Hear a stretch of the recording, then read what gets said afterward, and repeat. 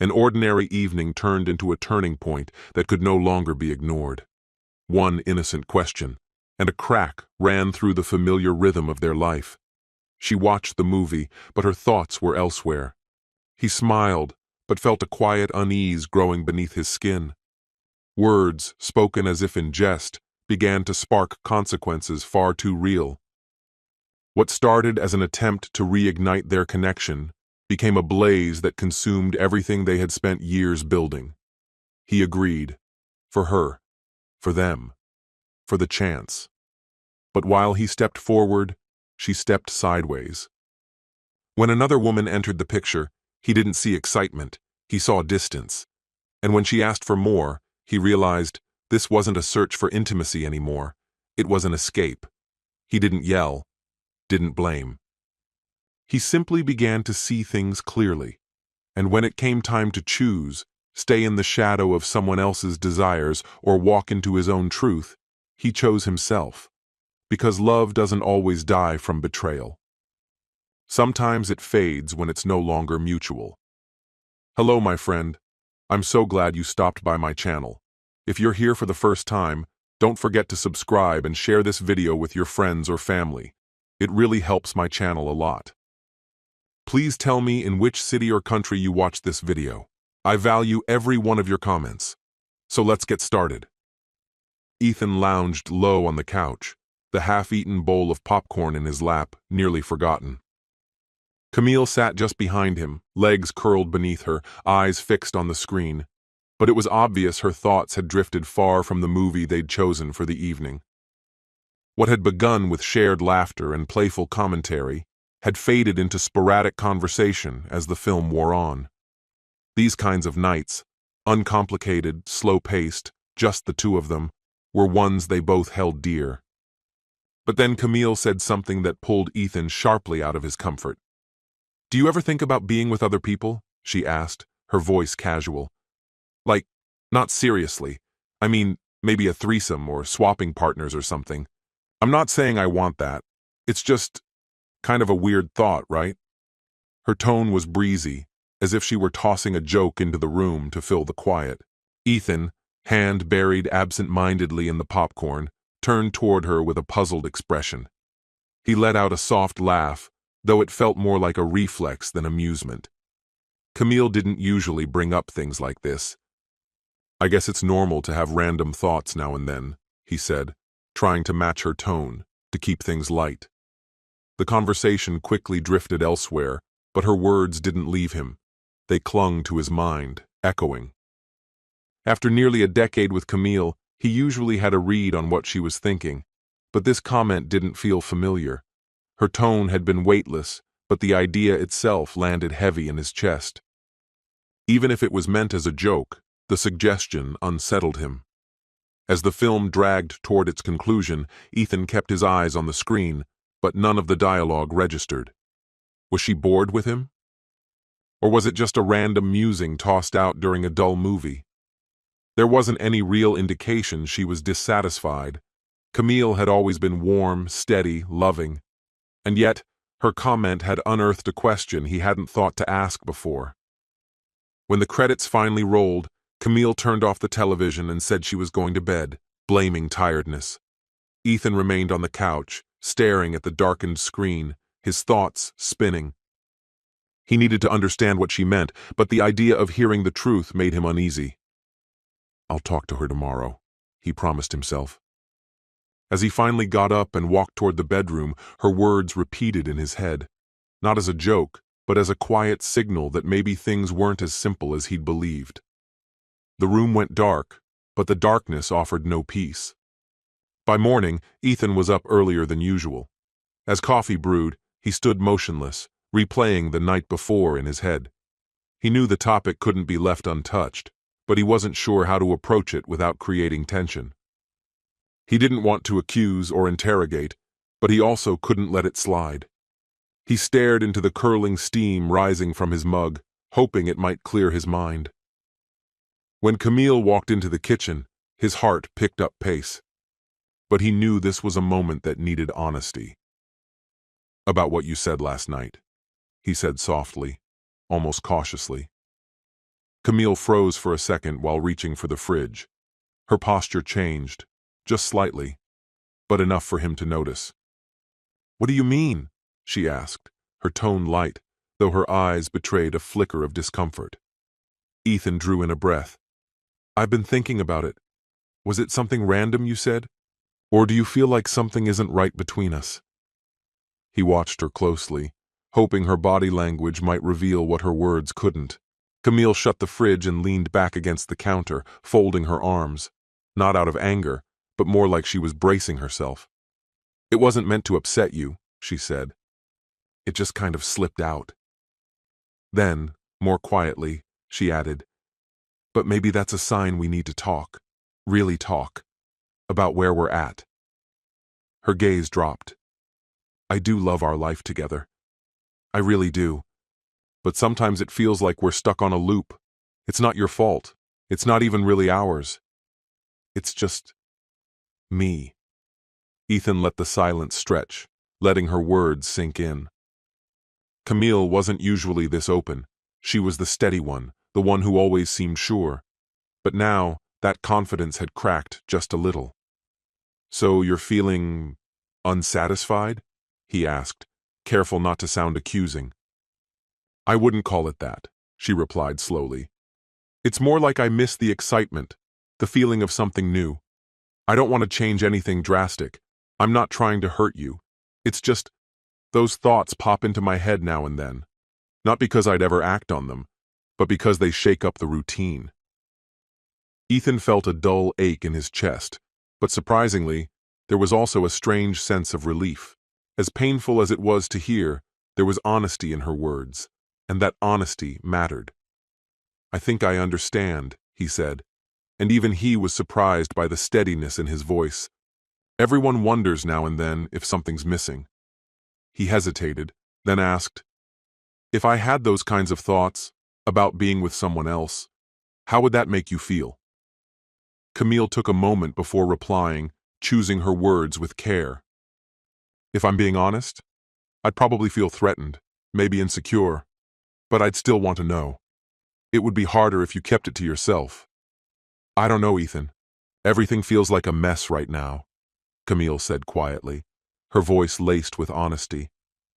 "I just needed to speak the truth, because you're the only person I genuinely trust." Ethan gave her a slight nod, the kind that said more through his eyes than any overt movement. What she'd said wasn't easy to hear, but he appreciated her openness. Still, it felt like something was missing, like she'd opened a door just enough to peek out, without stepping through.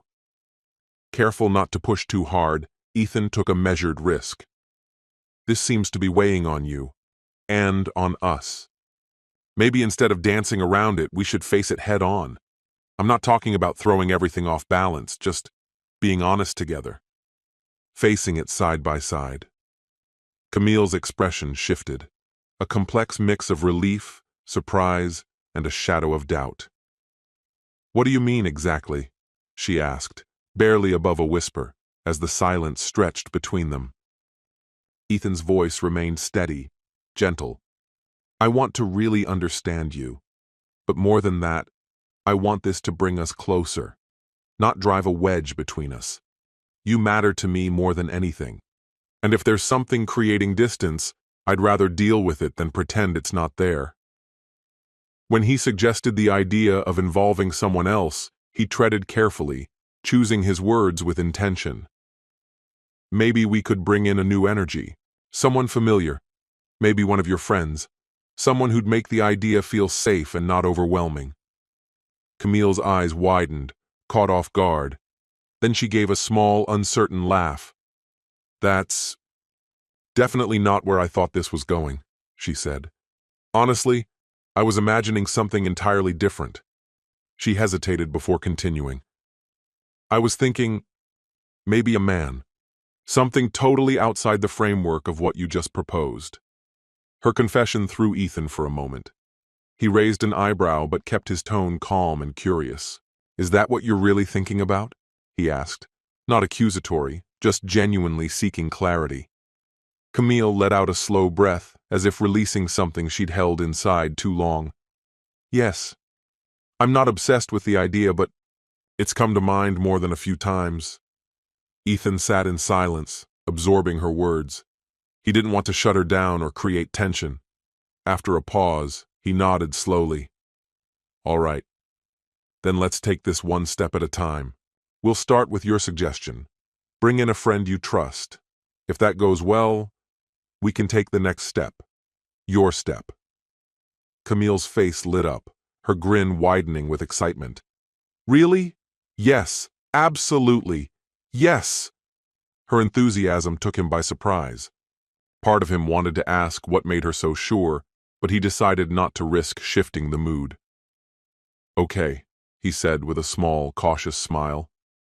So, who do you have in mind? Camille immediately reached for her phone, scrolling through contacts. She needed someone who wouldn't overthink, someone who'd understand without judgment. After a few seconds of indecision, she landed on a name: Letitia. Warm, confident, and perceptive. She hit dial. Hey, Letitia. I've got kind of an unusual favor to ask you. And with that, the evening was set in motion. Later, their house was wrapped in a tense, expectant calm. Right on schedule, Letitia showed up, radiating her usual charm and ease, instantly softening the thick atmosphere like sunshine breaking through cloud cover. Camille greeted her with a nervous laugh, trying to mask the churn of emotions underneath. Ethan kept his expression composed, though inside, he was just as unsettled. Letitia walked in like she belonged there, tossed her bag on the couch, and flopped down with a relaxed smile. So, she teased, who cooked up this wild little idea? Camille and Ethan exchanged a brief look before Camille replied, I guess we both did. We just needed to shake things up. Break the routine. Her voice hinted more at a need for reassurance than firm conviction. The conversation wandered to lighter topics, old memories, random stories, anything to keep the tension from taking over. Letitia, ever the social alchemist, steered things smoothly, keeping the vibe playful while also picking up on the subtleties in the room. Her jokes were casual, but her gaze was observant. Wine flowed, laughter surfaced in short bursts, but beneath it all ran a current of quiet anticipation. Eventually, Letitia leaned forward, her tone softening, more sincere. All right, let's stop pretending this is just a wine night. I love you both, and I'm here because I trust you, and I support whatever you're exploring. But this only works if everyone's truly in. So, is this what you both want? Her question lingered in the air like mist. Camille was the first to respond, her tone steady and sure. Yes, I want this. I really do. Ethan followed a moment later, his voice calm but thoughtful. Yeah, we're ready. Even as he said it, something stirred within him, a quiet uncertainty. Not about Camille, not about Letitia, but about where this path might lead them and what it could change. The moments that followed were filled with tentative smiles, subtle gestures, and a shared effort to ease the tension. They were all trying, to be honest, to stay open, to move forward together, and for now, that was enough. Ethan studied the interaction between Camille and Letitia, attempting to interpret the nuanced expressions flickering across his wife's face. Camille exuded a mixture of anticipation and anxiety, while Letitia, perpetually poised, subtly guided the atmosphere, her calm presence smoothing over the discomfort that might have otherwise emerged. Yet, as the evening progressed, something unexpected began to take shape in Ethan's mind. Though Camille seemed fully engaged, he started to feel detached, as if he were merely witnessing a private moment rather than participating in it. What was meant to draw them closer had begun, for Ethan, to reveal something he hadn't anticipated. With every passing moment, it felt less like an intimate connection and more like the unveiling of a truth he hadn't been prepared to confront. As the night wound down, Letitia, ever perceptive, gently brought things to a close. That's probably enough for tonight, she said softly. Take some time to process everything. I'm grateful you included me. She stood, embraced Camille warmly, and gave Ethan a thoughtful, almost sympathetic smile before slipping out. When the door closed and quiet filled the room, Camille turned toward him, her face lit with hope, though tempered with uncertainty. "So, what did you think?" she asked, her voice laced with anticipation. Ethan didn't reply immediately. He remained still, staring at her, a strange cocktail of clarity and confusion washing over him. In that stillness, something within him surfaced. This whole experience had dredged up questions he hadn't realized were buried. Eventually, he sank onto the couch, leaning forward, elbows on his knees, eyes fixed on some indistinct point across the room. Camille remained where she was, a few feet away, the eagerness in her gaze now edged with unease. Her question still lingered between them, unanswered. He didn't even know how to begin. The silence thickened, growing heavier with each second, more suffocating than any words they might have exchanged. Finally, he stood, ran a hand along the back of his neck, and let out a breath. "I don't know, Camille. I'm trying to understand it." His tone was calm but carried weight, and the honesty in it made Camille tense. "You don't know what to think?" she asked, arms folding across her chest defensively. "What does that mean? Isn't this what we agreed on?" Ethan began to pace, wrestling with thoughts that wouldn't settle into coherence. He knew he owed her the truth, but he also didn't want to cause unnecessary pain.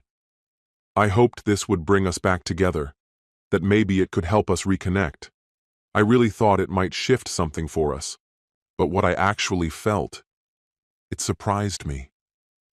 Camille's arms drew tighter around herself, as if bracing for a blow. "What did you feel then?" she asked, barely above a whisper. He stopped pacing and looked directly at her. "I felt like you were excited by the experience, not by what it meant for us. Don't get me wrong, I know you were looking forward to it. But it felt like your energy was going into what you wanted from it, not what we could find in it together." The words landed hard. Camille parted her lips as if to speak, but then hesitated, drawing in a slow, shaky breath before turning her gaze aside. "I didn't realize you saw it that way," she said quietly. "For me, it was supposed to shake us out of the routine, something thrilling we could share." Ethan's voice grew more pointed, touched by frustration. "But I didn't feel that thrill. I spent the whole night trying to find a way to connect with you. And all I could see was you, completely lit up, while I was fading into the background. It was like I wasn't even there. That hurt, Camille." She didn't respond right away, the gravity of his words sinking in. When she did speak, her voice was soft and remorseful. "I never meant for you to feel that way. I wanted something that would wake us up, make us feel alive again." Ethan dragged a hand down his face, visibly worn. He understood what she'd tried to do, but that didn't change the fact that he felt left behind. "I know you had good intentions, Camille. I get that. But now I need to ask, was this really about the two of us? Or is this part of something you're exploring on your own?" His question hovered in the silence, heavier than anything they'd said so far. Camille blinked, momentarily thrown.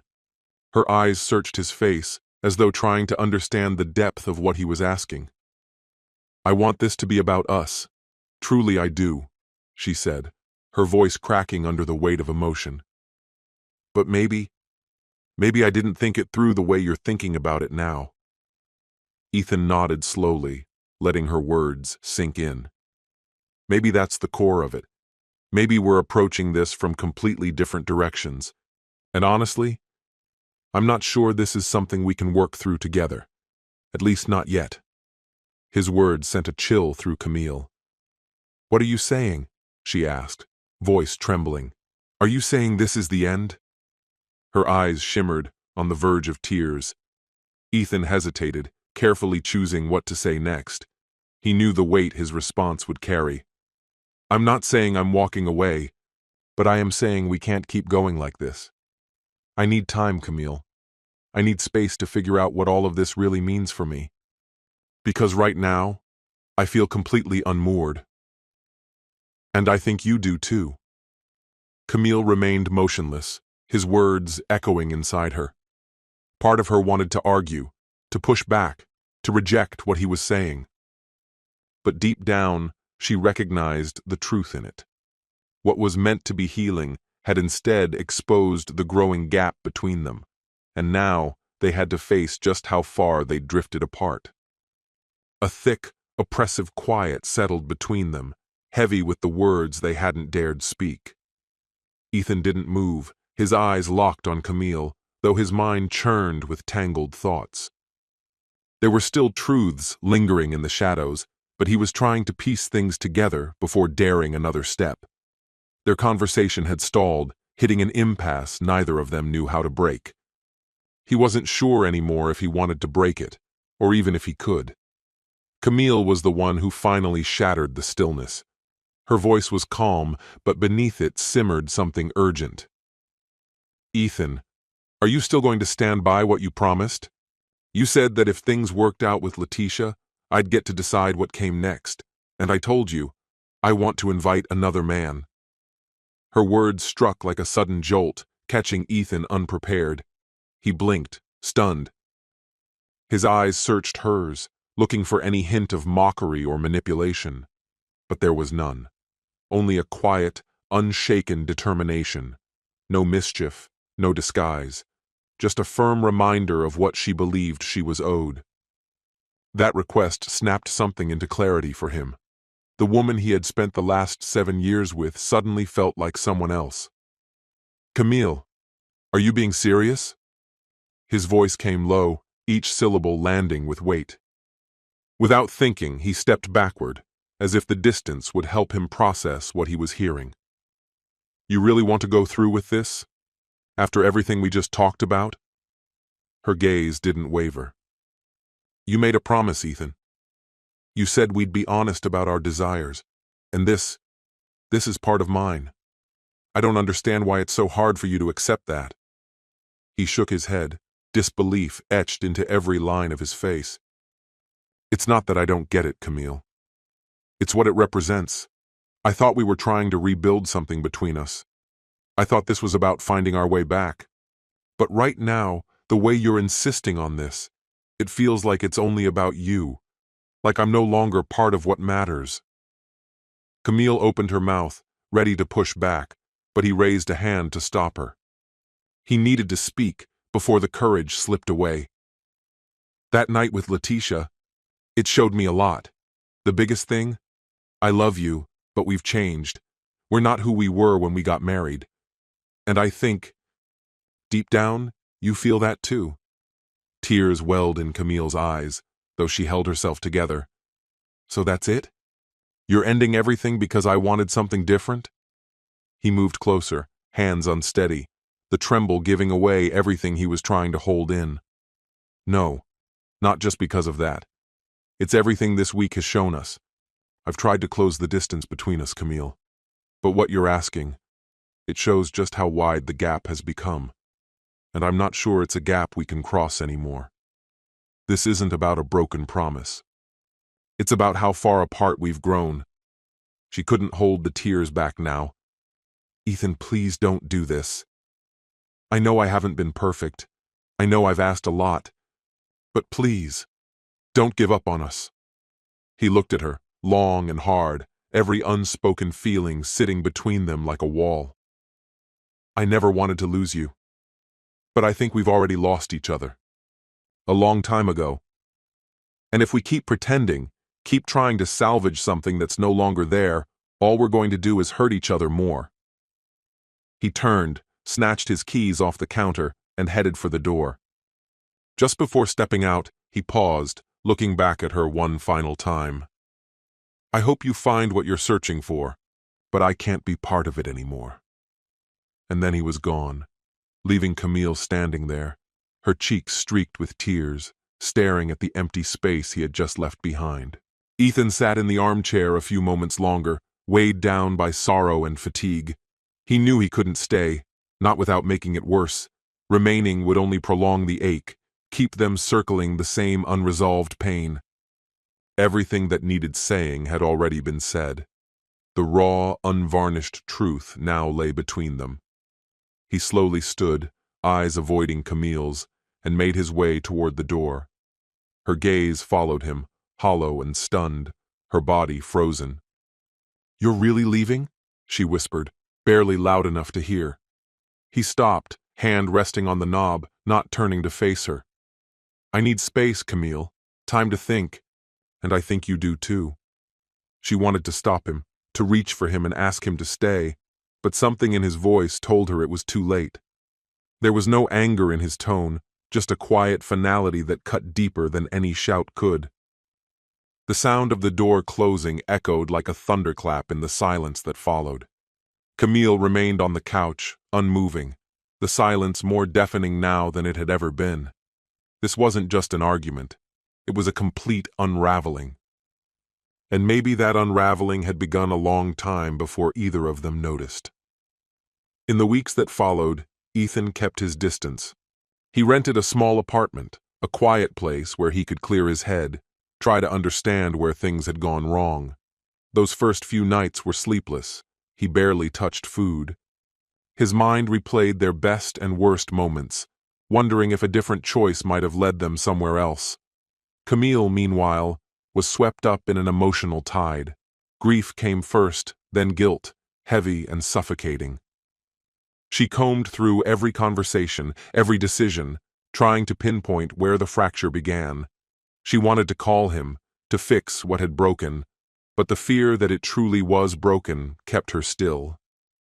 Worse than the silence was the gnawing dread that nothing she said could change anything anymore. She waited in silence, clinging to a fragile sense of hope, watching for even the faintest sign from him that things might still be salvaged. But no sign ever appeared. Around 4 weeks later, the divorce papers arrived. She wasn't caught off guard. Deep down, she had known this moment would come. Still, the physical presence of the documents made it undeniable. The end had arrived, and it was now tangible in her hands. There was no accompanying message, no personal words from Ethan, only the cold detachment of legal forms. It felt impersonal, almost procedural, though Camille recognized it wasn't a deliberate cruelty. It reflected what their marriage had gradually become, depleted, exhausted, and too brittle to endure further strain. Ethan added his signature days later, pausing before he did, not because he questioned the decision, but because he understood that signing meant closing a chapter that had once held so much promise. With quiet composure, he wrote his name, then carefully aligned the papers and handed them over to the attorney. As he walked out of the building, a muted blend of melancholy and release washed over him. This was the end of a journey that had begun with affection and shared dreams, but had slowly revealed that love, by itself, isn't always enough to keep two people together. He didn't blame Camille, nor did he fault himself. He simply recognized that they had both reached the moment when moving on was the only path left. That night, when Camille received word that the divorce had been finalized, the tears came once again. But this time, they weren't fueled by the sharp sting of heartbreak. They were quieter, gentler, the tears of someone who had begun to accept the truth. It was a more settled kind of pain, the kind that arises when you finally understand that love alone can't make someone stay. She placed the papers in a drawer, not to forget what they represented, but to keep them as a silent marker, a symbol of the painful wisdom found in learning how to let go. And so, as their paths slowly parted, Camille and Ethan stepped into separate futures, beginning the slow and uncertain work of starting over.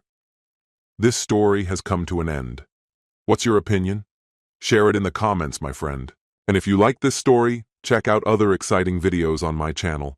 I'll say goodbye until the next video. See you.